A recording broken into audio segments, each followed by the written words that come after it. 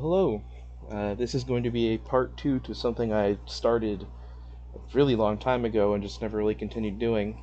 The Yu-Gi-Oh! Misplay analysis, which is where I would go through YouTube videos from Yu-Gi-Oh! YouTubers I've watched recently and go over either entire games that were misplays or just sections in them that were misplays and trying to analyze maybe why it happened or what could have been done because while I have no professional talks to my name, and frankly only get to play the game on stuff like Master Duel or simulators like Dueling Book or Omega, I do have literally no life, so I know way more about these cards than I probably should. So I think that makes me qualified enough to at least talk about how some of these things work. Case in point, uh, this week's episode of Saga, as of me recording this, Gage plays a Shinobird deck again.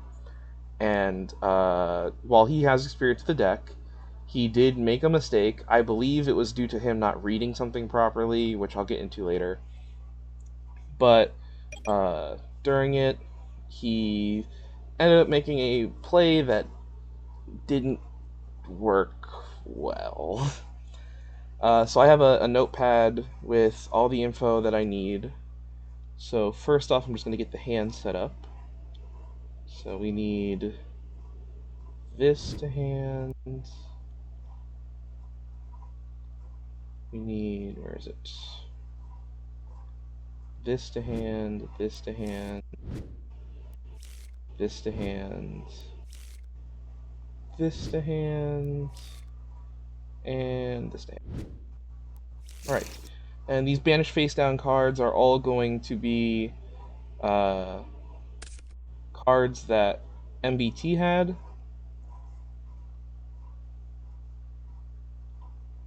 Unfortunately, I can't put them in the back row over here, but whatever. So, any card banished face down, treat it as either a card in MBT's hand, and I'll specify, or a card that's in his grave. If I banish it face up, that means it's known. So, in grave, MBT had a gear frame. This comes into play later. He had Infinitrack Harvester, a copy of Trencher Banished, I believe, and the Bullet Train, and then just all three copies of Goliath and River Stormer, because he also had special spin attack. He also had two copies of Double-Headed Anger Knuckle. Okay, well, I can't get it to be in the extra deck facing against me, but whatever. So he's got a Crusher Run set. He's got Heavy Forward here as well, just kind of sitting there. These are the cards in his grave. And then in his hand are three cards. Two unknowns, the unknowns being Pegasus and another gear frame. And then Brutal Dozer that he adds back off the Bullet Train, and then this will come into play later. So when he passes, he has one back row. Oh my gosh. DB sucks. He's got one back row, and he's got two copies of Anger Knuckle, which he made because, as he put it, he knew from looking at Gage's list that he played Kaiju, so he wanted to play around that by making two Anger Knuckle. Now, Gage's opening hand plus his draw gives him this hand. Stars Align of the Shrine, Shinobirds and Shade Peacock, I refer to him as Boy, Ritual Sanctuary, Amano Iwato, Jizukiru, and Shepherd's Calling. So, I was confused why he activated this, because he activated Ritual Sanctuary as his first action, which you can discard a spell to add a light ritual monster or a ritual spell from your deck to your hand. And then you can shuffle any number of spells from the grave into the deck to summon a light fairy who has the same level. But that doesn't really matter. So this just kind of wasted a card, honestly. So then, Gage still doesn't know what the back row is. But he does know 2 Anger Knuckle that's going to send one of them or something in hand to get the Bullet Train back to add something back for next turn. So instead of going normal summon a Mono Iwado to prevent the Anger Knuckles from activating, he decides to just immediately shotgun Calling. So I'm like, okay.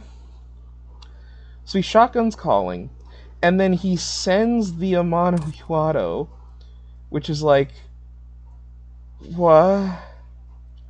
Why would you do that? You could just normal summon it.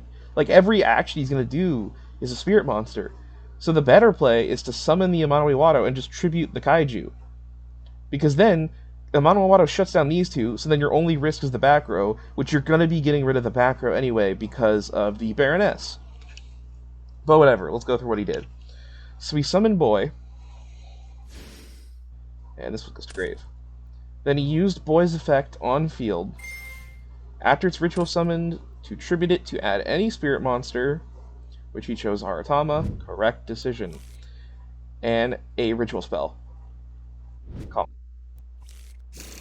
Then he went normal summon Haratama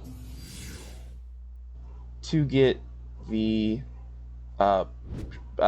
Baroness, I just say big girl.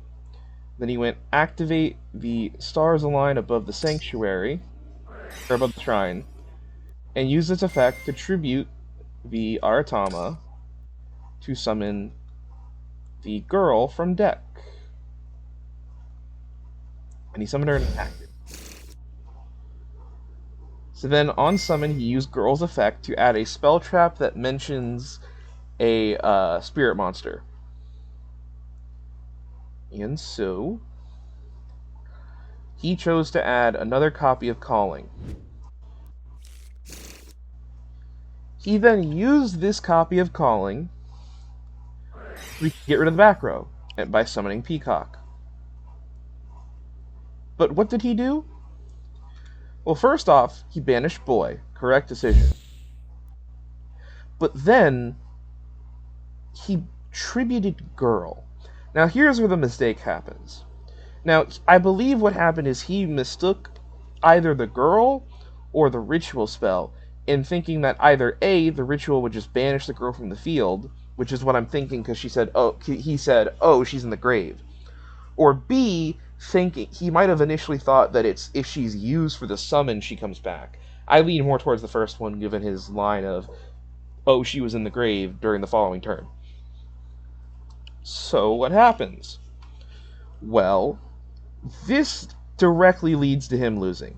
So by going Girl on field, Boy in grave to summon the Baroness Peacock, he gets to go Baroness Peacock effect, shuffle back the back row, so in this case I'll just banish it face down again, and summons a spirit from deck. Since he had to use a mono already, he can't have a permanent mono, so he just summons the biggest one he has, which is Hebo. Fine choice. This is what he goes to battle phase with. Before he can enter battle, MBT sends one of the Anger Knuckles to grave, I think it's the extra Monster Zone one, to summon out, in defense, Bullet Train. So Gage destroys the Bullet Train, and he destroys the other Anger Knuckle, dealing 1,000 damage to MBT. Then Gage passes, and Big Girl comes back to hand, and leaves 2 tokens in her place. Just making sure... Yeah. 2 15/15 tokens in her place. And this triggers the Stars Align above the shrine to set a copy of Stars Align across the Milky Way straight from the deck.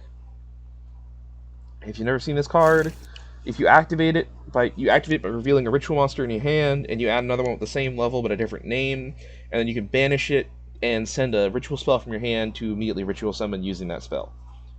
Basically, quick ritual summon on your opponent's turn.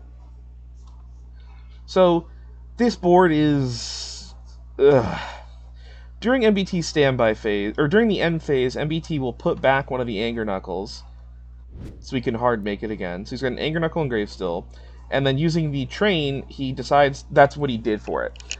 He draws, and he'll draw Crusher Run. So MBT's hand if I just everything to my hand real quick, just put it on all on the board.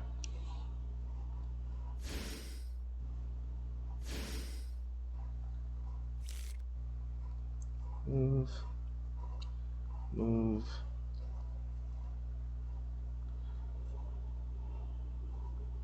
move, and these 4 cards make up MBT's hand. He's got Gear Frame to get him into the Machina portion. He's got Brutaldozer to turn anything Earth Machine into more Earth Machines. He's got Crusher Run that he drew again after it got shuffled back, which is funny. And Pegasus. Best line for him that he could see after a while of thinking was normal Pegasus, go for Bullet Train. Now, before he could do this, Gage made sure to activate Stars Align immediately, so it went to the grave, but he did now have a copy of Baron in his hand. I'll be now referring to him as Big Boy. So, because he's got Ritual Spell and Ritual Monsters to summon, he now has this at any point. Also, during the standby phase, he got Boy back. Because Boy was banished, and it was properly ritual summoned, it gets to come back during the standby phase. So this is Gage's board and his hand. This is MBT's hand. Now, in his grave, he has, to my knowledge, he might not have Trencher. I believe he does not have Trencher, but if he does, that's fine. But he does have an Anger Knuckle still, which, if you don't know, Anger Knuckle says, if it's in your grave, send a card from your hand or field to the grave, summon this card. And you can only use one Anger Knuckle effect per turn. So MBT can send any card from his hand to the grave to summon Anger Knuckle back, which is good for him. I think the best one is probably, honestly, Crusher Run. Like, as long as this thing doesn't say monster, yeah, I would send Crusher Run. Ooh, whoops. And then get his thing back, and then he can tribute it for Brutaldozer, funnily enough, too. Or he can tribute it for the River Stormer, because it just needs to tribute a monster. There you go. So what he decides to do is normal summon the Pegasus to special summon the Bullet Train. Over here. So he does that. I'm going to banish these face down again, just so I have the space.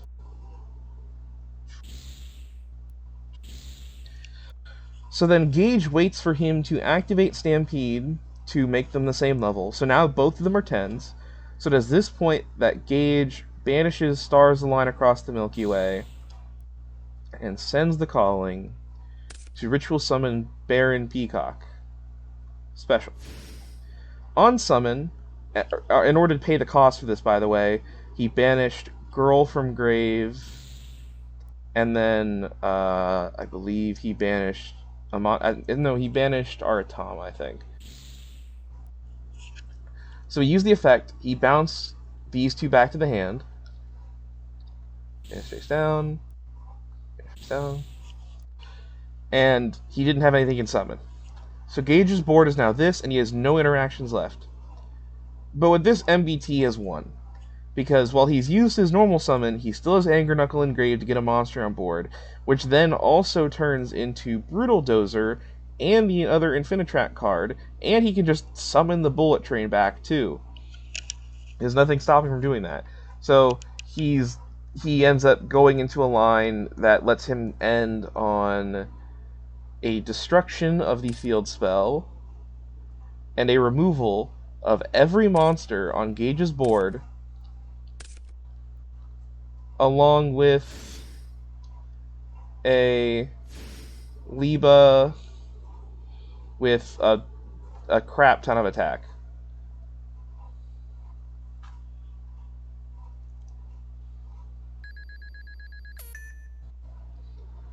And Joseph was able to get to the copy of... He was able to get to the copy of Derek Crane at this point, so it's in the grave now. So I believe Bullet Train and Dora are attached to the Libe now, and then it's just like the other cards he already had in grave still there. Plus he has Anger Knuckle on field again. So Gage draws for turn, and what he draws, I don't have it in the deck because I got rid of it on accident, but he draws Cashier Ogre, which I'm just using this one to represent for now. Then during his standby phase, because he banished the girl, he gets girl back, but, like, look at this. This is nothing. He just loses. Here's how Gage could have won. Let us just rewind back. It's gonna be a big rewind, though. I'm warning. So we're going to rewind back. I'll put this to top of deck. Going to put that to top of deck. Going to 2-spell trap zone. Move. And to hand. To hand. Special. To top deck. To hand. Man, I really wish there was a faster way for me to do this. I just don't know one. I'm sorry. To top deck. To top deck.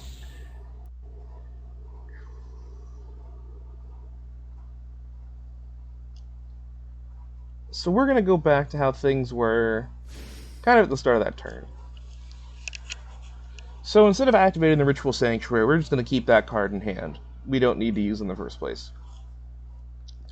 Now we're going to activate Shinobirds Calling, and we're going to first normal summon Amano Iwado. Well, it depends on what you're really worried about, but I guess let's just activate the spell Tribute the Kaiju. Summon Boy. Now Boy effect. Get the Aratama. And get the Ritual Spell. Yeah. Now, normal summon the Aratama. Had you done a mono, instead of getting Aratama there, you would just hard search for something else. With Aratama, now that's how we get to Baroness.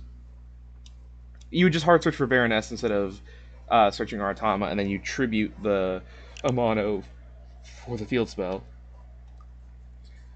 So then you'll tribute the Aratama for the field spell in order to summon Girl from deck in attack position.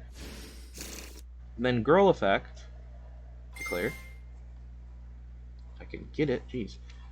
In order to add, and you can choose another copy of Ritual Spell for safety, or you can choose another copy of Stars Align for safety, or you can choose Ritual Spell. Attack, to top of deck.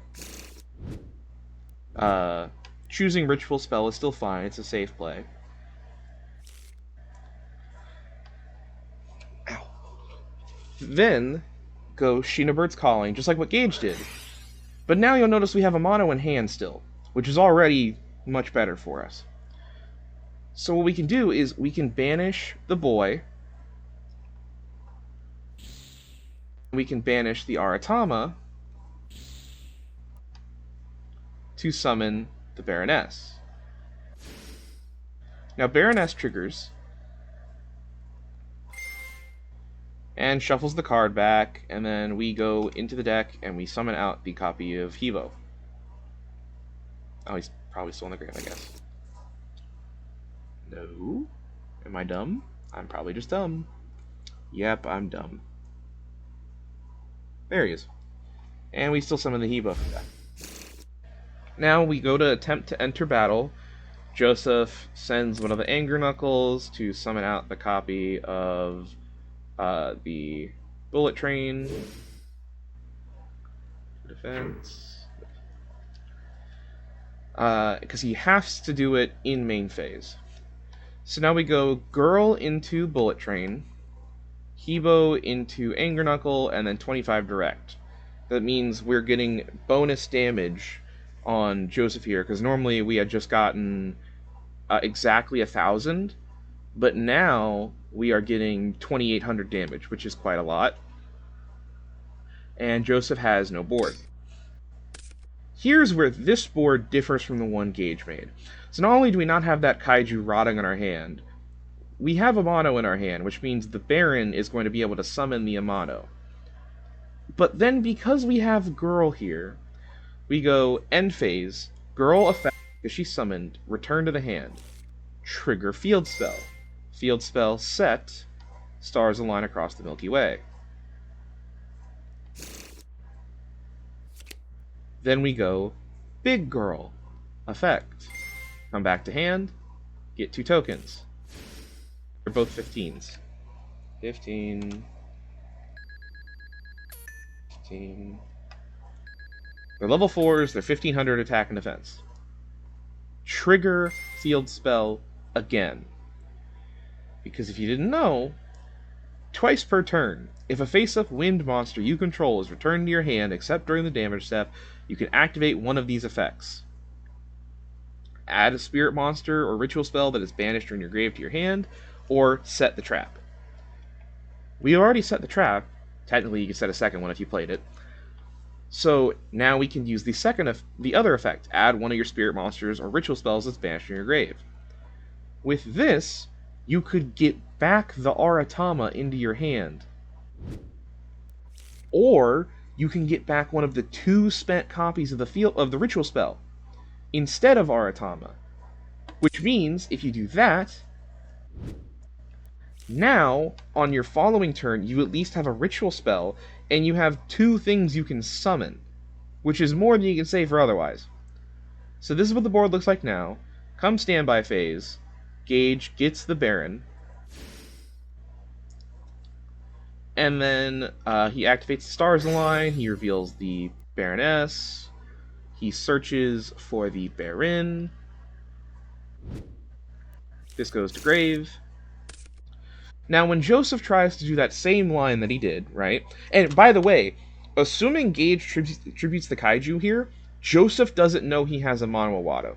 He can infer it off the fact that Gage didn't summon it from the Baroness, but given how focused he was on his lines and how the general banter was of the episode, he very well likely could have just forgotten about it. So if he goes for the same line that he did in the episode, Gage wins on the spot.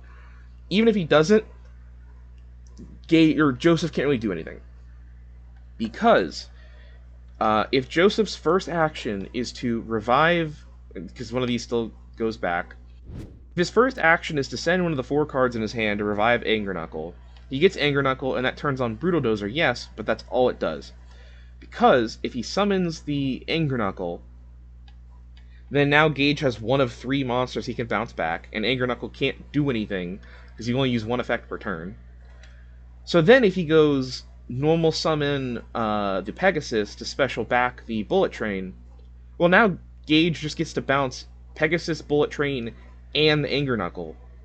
But because we have a mono in hand, instead of banishing Girl from grave like he did, he could instead banish the Aratama that we leave in the graveyard. I guess this is banished. So instead, you send one of the tokens, and then you send the Girl from hand, because she went back to the hand, to summon out the Peacock. Peacock will then bounce the monsters, however many there are, and then special summon a Mono Iwato. A Mono Iwato is 1900 attack. And there is no card Joseph has that can kind of natively out it that is profitable for him. Because, let's say he goes Anger Knuckle first. Cool. If he starts with Anger Knuckle, you win, because you can frame one. We don't know what Joseph has, to be fair. As far as Gage knows, he has 2 cards that weren't spells and traps, or if they were ones that weren't profitable to be setting on turn 1 and going against an unknown opponent. We also know Brutal Dozer in hand, and 1 draw. So we've got 3 unknowns in hand plus a Brutal Dozer. It's pretty safe to say that the 2 unknowns in hand from before the draw are monsters, And given the composition of Joseph's decks, you can even say that you could maybe even guess they're normal summons. Uh, and if he starts with ankle or with Anger Knuckle engraved, you bounce that back immediately, summon a mono. All he can do is normal summon, and his normal summons are 1800s, which means all they can do is kill a token or crash with Hebo, and he can't activate any monster effects, and Express Bullet Train activates because of the colon. This colon right here, this means it activates to summon, which means you can't do that underneath a Mono Iwato. So frame 1, if he does it, boom, that's fine. Let's say Joseph doesn't go for Anger Knuckle frame 1 still. He does the Pegasus line first. If Gage just waits for him to do the Pegasus line just like before, now Joseph can't attack unless he has an Xyz monster, and he has no way to get an Xyz monster because he uses normal summon and he can't activate effects. So it does put Gage on a, if he has like Lightning Vortex, I lose, but I mean, you're always losing to that. You don't play around that because there's no way to play around it. So then Gage's board would be this, and Joseph would pass, probably setting Crusher Run maybe, or not. So what happens? I should send this to Grave, like how the trap would get banished in order to summon. So what happens? During the end phase, Boy comes back to hand, because he was special summoned this turn. Trigger Field Spell. Get back Calling. Baron comes back to hand, because he was special this turn. Get your 2 tokens. Trigger Field Spell. Get back like Aratama. So now, MBT is on literally nothing besides a single back row, which you can now play around by going Calling, tributing the 2 tokens to summon the Baroness, spin the back row, summon anything from deck.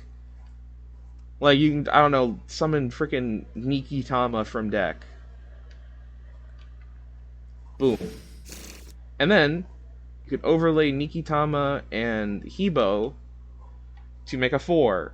So you can make Roach if you want to worry about level 5 or higher inherent summons like Fortress, because Amano doesn't stop that from being summoned. Since all monster effects are going to get negated anyways, or they can't be activated while the stuff's on field anyways, you could also just make Firewall Exceed Dragon, preferably in the extra monster zone. Just you have 2,500 extra damage instead of the 1,800 Hebo and the 600 Nikitama. And by the way, remember that first turn that we had where we ended and we grabbed Shinobirds Calling back? We still have another one. So we can use the Shinobirds Calling to, I don't know, get rid of Boy and get rid of Aratama for Big One. Or you could summon out the Boy again, and I think there's still a Ritual Spell for Boy. If not, it's fine. It's just damage. Like, MBT's got nothing now. You just win. And Gage technically could have... It's just the moment that he tributed Girl, he sealed his fate to lose that game, which is just really unfortunate because, yeah, there's no way you know. Like, I did my best to look at this game as objective as I could with not, like, putting myself in the mind of Gage of not knowing what MBT has. I let myself have a little bit of speculation based off what Gage would have known from the previous episodes. But I understand they record these in a strange way because their schedules have to line up for it and stuff, and sometimes it can be a while and people forget things. But even still, I think Gage had a, if not a guaranteed win here, a very solid chance to win. And it is just highly unfortunate he didn't, due to the fact that the deck is kind of complicated at times. Usually it's just big ritual win, but sometimes you gotta be thinking a bit more. Also, just stars align. People always forget, oh yeah, I can do this twice per turn, not just once per turn. And the fact that you can do it on your opponent's turn too, if the stuff returns then. So it's like, essentially, every, 2 turn cycles, you're triggering it 4 times. Which, that advantage alone is just decimating Joseph here. Because, a Mono Amato on his own is beating Joseph right now, because he doesn't have anything he can summon that's bigger than it. His only way to beat a Mono Iwato summon on board with the cards he had in his hand, is Tribute Summon Infinitrack Brutal Dozer, Crash with it. Which he can only do if you don't have a mono or water one field, because all his methods of getting a monster on board require a monster effect activation or his normal summon. It is quite unfortunate that Gage wasn't able to get the win for this one, but hey, you can't win them all. If you've been here the whole 30 minutes of me uselessly yapping about a infinitely more successful person's video, and oh, you should have done this instead of this, because then you would have gotten this and this and this. Thanks. Uh, I hope you can have a good day, and remember to get some water. I'll maybe try and continue to do this series. I'll have to be watching a bunch of old Saga and Roulette videos, though, because it's pretty much all I'm getting the opportunity to analyze from. But anyways, farewell and see you later. Bye.